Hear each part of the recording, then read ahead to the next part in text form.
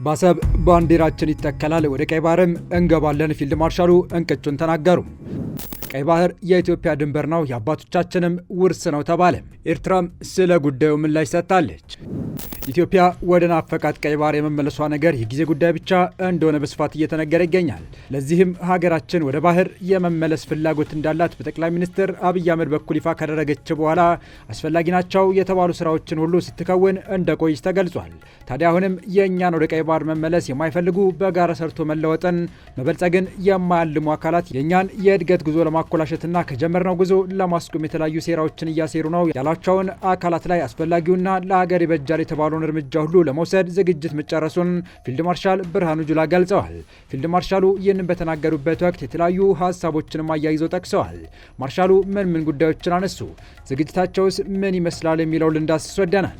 ሰላም ውድ የወልዴሊ ቤተሰቦች እንደምናላችሁ፣ ቻናሉን ሰብስክራይብ፣ ላይክ፣ ሼር ያደረጋችሁ እስከ ጥንቅራችን ፍጻሜ አብራችሁን ቆዩ። ታላቅ የኢንቨስትመንት ዕድል፣ የህልሞ ቤት በቦሌ ደንበል። ታዋቂው ቪስኮ ሪል ስቴት ያለቁ ዲፕሎማቲክ አፓርትመንቶችን በሚያስገርም ቅናሽ ይዞ መጥቷል። ሰሚ ፊኒሽድና ሙሉ በሙሉ ያለቁ ፉል ፊኒሽድ አፓርትመንቶችን በአዲስ አበባ መሃል በቦሌ ደንበል የራሱ የሆኑ ዲጂታል ካርታ ያላቸው በጥራት የተሰሩና ሰፊ ክፍሎች ያሏቸው ቤቶች የሆኑ ለውስን ቀናት ብቻ የባል ቅናሽ አዘጋጅተናል። የ153 እና 167 ካሬ ሜትር ቤቶችን በ4.5 ሚሊዮን ብር ቅናሽ 25% ቅድመ ክፍያ በመክፈል የቤት ባለቤት መሆን ይችላሉ። ቀሪውን እስከ 2 ዓመት እየኖሩበት ወይም አከራይተው መክፈል ይችላሉ። ቢኖሩበት በምቾት ቢያከራዩት ለዲፕሎማቶች በዶላር መልሰው ቢሸጡ ደግሞ ከፍተኛ ትርፍ ያገኛሉ።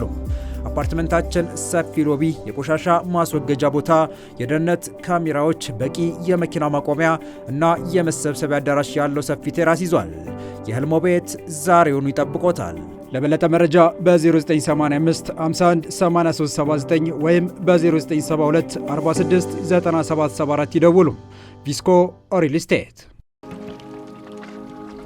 ወደ ቀይ ባህር ለመግባት እየሰራ ነው፣ ምክንያቱ ደግሞ ባህሩ ቅርባችን ነው፣ የባህር ኃይልም አቋቁመናል ሲሉ ፊልድ ማርሻል ብርሃኑ ጁላ ተናገሩ። ኢትዮጵያ ወደ ቀይ ባህር የመመለሷ ነገር የጊዜ ጉዳይ ብቻ መሆኑን የገለጹት ፊልድ ማርሻል ብርሃኑ ጁላ የታሰበው ሀሳብ ወደ መሬት አውርዶ እውን ለማድረግም በመከላከያና በሌሎች ኃይሎች አስፈላጊው ስራ ሁሉ እየተሰራ መሆኑን ገልጸዋል።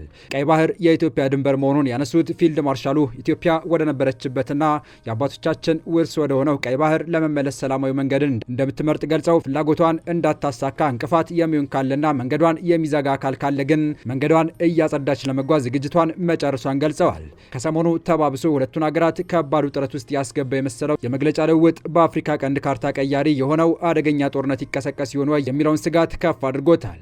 ከሁለቱም ወገን ያለው እንቅስቃሴ ጦርነትን ታሳቢ ያደረገ እንደሆነ በገለልተኛ በቀጠናው ታዛቢዎች በስፋት እየተነገረ ነው። በትላንትናው ዕለት የኤርትራ የማስታወቂያ ሚኒስቴር የማነ ገብረ መስቀል የኢትዮጵያ መንግስት የጀመረው ወርቃማውን ወደብ የማግኘት ፍላጎት ከሁለቱ ሀገራት ድንበር አልፎ ቀጠናውንም የሚያውክ ነው፣ ስለዚህ የኢትዮጵያ መንግስት ቢጠነቀቅ ይሻለዋል በማለት ዛቻ አዘል መልእክት ማስተላለፋቸው ይታወቃል። የኤርትራ ማስታወቂያ ሚኒስቴር ባወጣው ጠንካራ መግለጫ የኢትዮጵያ መንግስት ባለስልጣናት ሉዓላዊ የባህር በር ስለማግኘት የሚያደርጉት ዘመቻ ህገወጥና በደንብ ያልታሰበበትና በስሜት የሚደረግ እንቅስቃሴ ነው ሲል ነበር የገለጸው።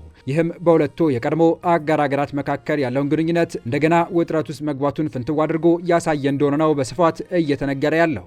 በተያያዘ ዜና ጠቅላይ ሚኒስትር አብይ አህመድ ከአሰብ ወደብ ጥያቄ ጋር ተያይዞ ከኤርትራ ያለው ግንኙነት መሻከሩን ተከትሎ በባለፈው ሳምንት ከፍተኛ ወታደራዊ መሪዎችን ሰብስበው አዲስ ኮማንድ ፖስት ማቋቋማቸውን አፍሪካን ኢንተለጀንስ አስነብቧል። ኤርትራም ከሰሞኑ ከሱዳን አልቦራን ጋር በመተባበር በድንበር አካባቢ በጋራ ወታደራዊ ስልጠና እየወሰዱ መሆኑን ምንጮች አረጋግጠዋል። ይህም በሁለቱ ሀገራት መካከል ከፕሪቶሪያው የሰላም ስምምነት ማግስት የተፈጠረውና ከጠቅላይ ሚኒስትር አብይ አህመድ የኢትዮጵያ የባህር በር ፍላጎት ይፋ ማድረግ በኋላ የተፈጠረው ውጥረት ወደ መጨረሻው ደረጃ ደርሶ ጦርነቱ ሊፈነዳ ነው ወይ የሚል ከፍተኛ ስጋት አጭሯል። የሀገራቱ የቃላት መሰነዛዘር ከሰሞኑ ከወትሮ ከፍ ባለ መጠን የጨመረ ሲሆን የኤርትራ አፈቀላጤ ረጅም የክስ ጽሑፋቸውን በኤክስ ገጻቸው ላይ ካሰፈሩ በኋላ ነው የኢፌዴሪ ጠቅላይ ኤታማዦር ሹም ፊልድ ማርሻል ብርሃኑ ጁላ በአሰብ ላይ የሀገራችን ኢትዮጵያ ባንዲራ ለመትከል ተዘጋጅተናል የሚል ደም የሚያሞቅ መልእክት ያስተላለፉት። የኢትዮጵያ ባህር ኃይል አዳዲስ በዓለም አቀፍ ደረጃ ተወዳዳሪ የሆኑ ተዋጊ መርከበኞችን ማስመረቁን የባህር ኃይል አስታውቋል። በቅርቡ ዋና መስሪያ ቤቱንና ማሰልጠኛውን ያስመረቀው የኢትዮጵያ ባህር ኃይል ዓለም አቀፍ ስታንዳርዱ በጠበቀ መልኩ የሌሎች ሀገራት ባህርተኞችንም ማሰልጠን በሚቻልበት ቁመና ላይ መሆኑን የኃይሉ ዋና አዛዥ ሬር አድሚራል ክንዱ ገዙ መናገራቸው ይታወቃል። የባህር ኃይሉ በተመረቀበት ዕለት ተገኝተው የነበሩት ፊልድ ማርሻሉ በወቅቱ ወደ ቀደመው የቀይ ባህር ስፍራችሁ በቁጭትና በልህ በቅርቡ ለመመለስ ተዘጋጁ ማለታቸው የቅርብ ጊዜ ትውስታችን ነው። አሁንም ፊልድ ማርሻል ብርሃኑ ጁላ ስለ ቀይ ባህርና አሰብን የተመለከተ እጅግ የሚያስቆጭና የሚያነሳሱ ንግግሮችንና መልእክቶችን ለሀገራችን ሕዝቦችን ካችሁ ማለታቸውን ቀጥለዋል። በመከላከያ ሰራዊት በኩል አስፈላጊው ዝግጅት ለየትኛውም አይነት ግዳጅ እያደረግን ያሉ ሲሆን ከእግረኛ ጦር እስከ አየር ኃይል እንዲሁም ባህር ኃይሉ በየትኛውም ሰዓት ለሚፈጠር ነገር ዝግጁ መሆናቸውንና የሎጂስቲክና ሌሎች አቅርቦቶችን በተገቢ ቦታ ቶሎ ለማድረስ ስራዎች ተሰርተው መጠናቀቃቸውንም ገልጸዋል። ከሰሞኑ በተደጋጋሚ ከኢትዮጵያ መንግስት ከፍተኛ ባለስልጣናት በኩል እና ከመከላከያው ከፍተኛ አመራሮች እየተሰሙ ያሉ ጠንካራና ቁጭት አዘል ንግግሮች እንቅልፍ የነሳቸው የአስመራ ባለስልጣናት አሁንም በድጋሚ ከጠቅላይ ሚኒስትር አብይ አህመድ ቆምጨጭ ያለና እርግጠኝነት የታከለበት ከበድ ያለ ዱብዳ መስማታቸው ደግሞ የሚይዙት የሚጨብጡት አሳቷቸዋል የተባለው። ኢትዮጵያ የባህር በሯን ታበጃለች፣ ይህ አይቀሬን ያሉት ጠቅላይ ሚኒስትር አብይ አህመድ ኢትዮጵያን ወደብ አልባ ሀገር አድርጎ ኢትዮጵያ ድሃ እያሉ መጥራት ያበቃል ማለታቸውን የተሰማው። ጦርነትና ግጭት አንፈልግም፣ ለዚህ ነው 5 ዓመት ሙሉ ስንለማመጥ እየቆየ ነው ያሉት ጠቅላይ ሚኒስትሩ ኢትዮጵያ በዓለም ሕግ መሰረት በዲፕሎማሲው መንገድ የወደብ ባለቤት እንድትሆን እህት ወንድሞቻችን ሳይረፍድ በአስቸኳይ ራሳቸውን ለድርድር ዝግጁ እንዲያደርጉ በጥብቅ አሳስበዋል። ይህን ተከትሎም በዚሁ የኢትዮጵያ የባህር በር መሻት ተከትሎ ከሀገራችን ጋር ተቃርኖ ውስጥ ገብታ የነበረችው ሶማሊያ በፕሬዚዳንታቸው ሐሰን ሼክ መሐመድ ኢትዮጵያ የባህር በር ፍለጋዋን በዓለም አቀፍ ሕግ ማዕቀፍ ውስጥ እንድታደርግ እንጠብቃለን ብለዋል። የሶማሊያው ፕሬዚዳንት ሐሰን ሼክ መሐመድ ኢትዮጵያ በዲፕሎማሲው መንገድ የባህር በር የማግኘት ፍላጎቷን በዓለም አቀፍ ሕጎችና ስምምነቶች መሰረት እንድታስቀጥል ድጋፋቸውን ገለጹ። ፕሬዚዳንቱ ይህንን የተናገሩት ከአልአረቢያ የዜና ጣቢያ ጋር በቅርቡ ባደረጉት ቃለ ምልልስ ነው። ፕሬዚዳንቱ በቃለ ምልልሳቸው የኢትዮጵያ የባህር በር ፍለጋ በዓለም አቀፍ ሕግ ማዕቀፍ ውስጥ አዲስ አይደለም ሲሉ አብራርተዋል። ማንኛውም ሀገር ጥቅሙን ለማስጠበቅ ዓለም አቀፍ ሕጎችን እስካከበረ ድረስ ሊጠቀምባቸው የሚችላቸው እውቅና ያላቸው ዘዴዎችና አካሄዶች እንዳሉ ገልጸዋል።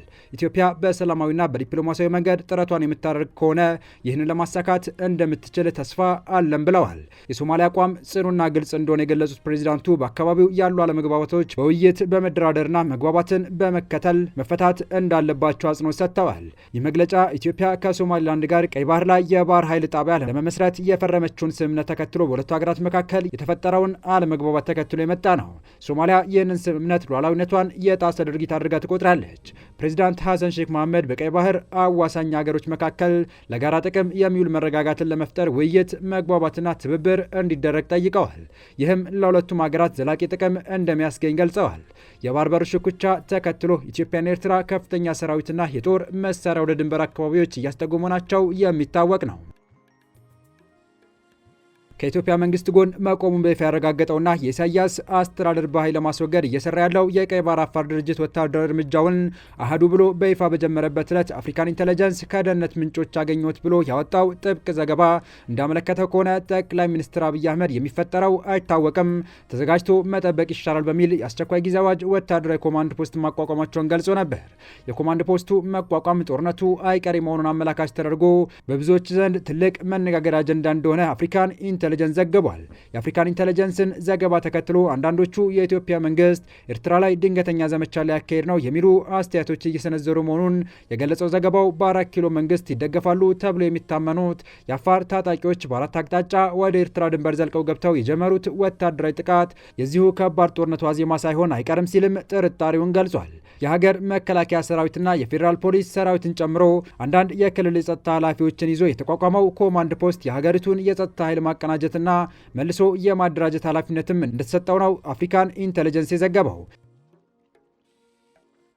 በጠቅላይ ሚኒስትርና የጦር ኃይሎች ጠቅላይ ኤታማዦር ሹም አብይ አህመድ የተመሰረተውና ተጠሪነቱም ለእርሳቸው የሆነው ይኸው ኮማንድ ፖስት በሀገሪቱ ለሚከሰቱ ማናቸውም የጸጥታ መደፍረሶች አፋጣኝ እልባት እንዲሰጥ ታስቦ እንደተቋቋመ ከሰሞኑ የወጣው የአፍሪካን ኢንተለጀንስ ዘገባ ያመለከተው። ውድ የሁሉ ዴይሊ ቤተሰቦች ለአሁኑ ያዘጋጀነው ጥንቅር ይህንን ይመስል ነበር። አብራችሁን ስለቆያችሁ እያመሰገንን በቀጣይ የምንለቃቸው መረጃዎች እንዲደርሳችሁ ቻናሉን ሰብስክራይብ ማድረግ እንዳዘነጉ እያልን በዚሁ ተሰናበትን።